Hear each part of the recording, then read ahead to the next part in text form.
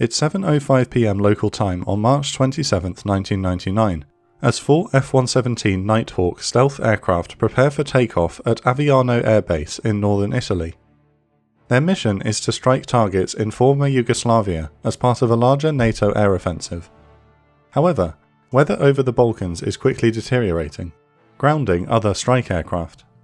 Mission abort is considered, but it is decided that the F-117s will proceed with the operation. The Nighthawks take off from Aviano and head towards Belgrade. One of them, call sign Vega 31, is piloted by Lieutenant Colonel Dale Zelko, a veteran who flew the F-117 during Operation Desert Storm.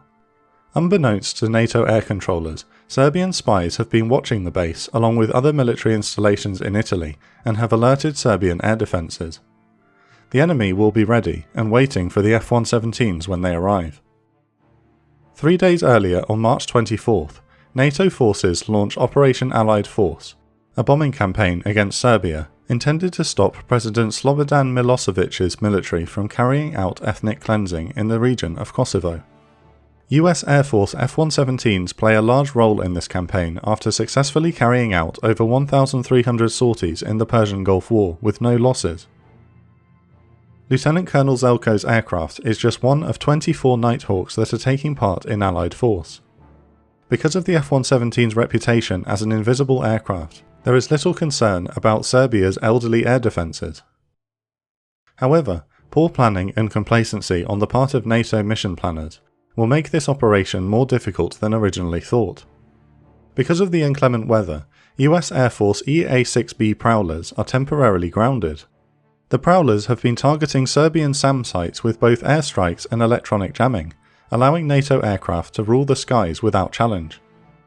Moreover, the flight path chosen for the mission has already been used multiple times since the start of the bombing campaign.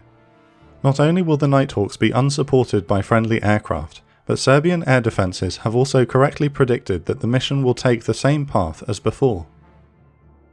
At 7:50 PM on the outskirts of Belgrade, Serbian Colonel Zoltan Dani orders his almost 30-year-old P-18 radar set to search for NATO aircraft on low frequency. Dani is the commander of the 3rd Battery of the 250th Missile Brigade and has become obsessed with bringing down an American stealth aircraft. Dani has used lessons learned from previous wars and constantly relocates his missile battery to keep it from being destroyed by the Prowlers.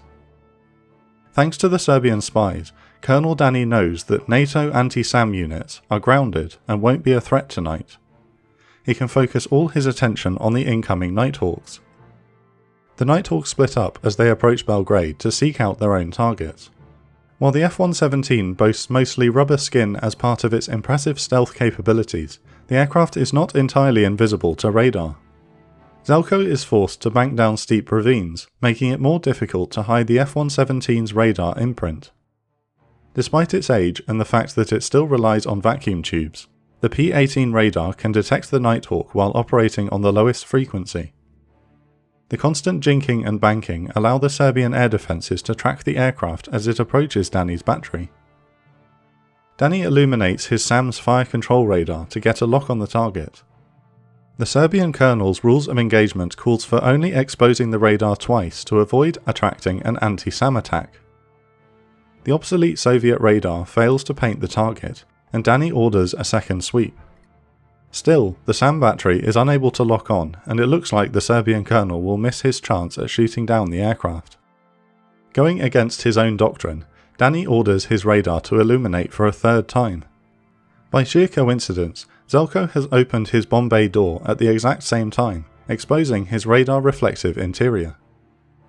At 8:15 PM, the missile battery achieves lock on Vega 31 at a range of just 8 miles. 2 SA-3 missiles are launched and race towards Zelko's aircraft. The F-117 does not have a threat receiver, but the American pilot can visually track the 2 missiles coming right at his 12 o'clock. But at such close range, the missiles are nearly impossible to evade. The first flies just inches above Zelko's cockpit and buffets the F-117 with a sonic boom. However, the SA-3's aging proximity fuse fails to detonate. Zelko's luck runs out when the second SA-3 scores a direct hit on the Nighthawk's left wing. An orbiting KC-135 Stratotanker witnesses the explosion as it lights up the night sky. The impact sends the F-117 into a violent roll, and Zelko is pinned to his seat by over 7 Gs. He later recalls, "Even though I was strapped in extremely tight, my body was sliding out from beneath the lap belt." Somehow, Zelko manages to pull the ejector handle and his canopy successfully separates from the spiralling aircraft. The American pilot is ejected clear, and his seat's parachute deploys. I instantly went from this extreme violence and chaos to absolute calm. Against his training, Zelko uses his survival radio to relay his approximate position to the nearby KC-135. He surmises that transmitting at a higher altitude will give him the best chance to reach NATO aircraft. At 2,000 feet, the orange and white parachute descends below the cloud layer, and Zelko orients himself. He can see Belgrade in the distance to the east, but the area below him is dark and seems devoid of activity. The American pilot steers his parachute towards the darkest patch of ground he can see, and lands in a field south of the town of Ruma. After collecting his necessary survival gear, Zelko moves 300 yards to an irrigation ditch to hole up for the time being. Shortly after reaching the ditch, the ground begins to vibrate, alarming the downed pilot. He cautiously peers out of the ditch but sees nothing. He then realises that he is actually feeling shockwaves caused by an ongoing B-2 stealth bomber raid against Belgrade. Zelko rubs dirt on his face as camouflage, activates his GPS, and lays low to await NATO search and rescue aircraft. Meanwhile, Colonel Danny triumphantly reports that his missile battery has shot down an American aircraft. The wreckage is located by Serbian soldiers, and they quickly realise they have downed one of the vaunted Nighthawks. However, there is no sign of the pilot, and a massive manhunt is organised in the area. Zelko has landed just 2 miles from the crash site, and there are Serbian search parties sweeping the countryside.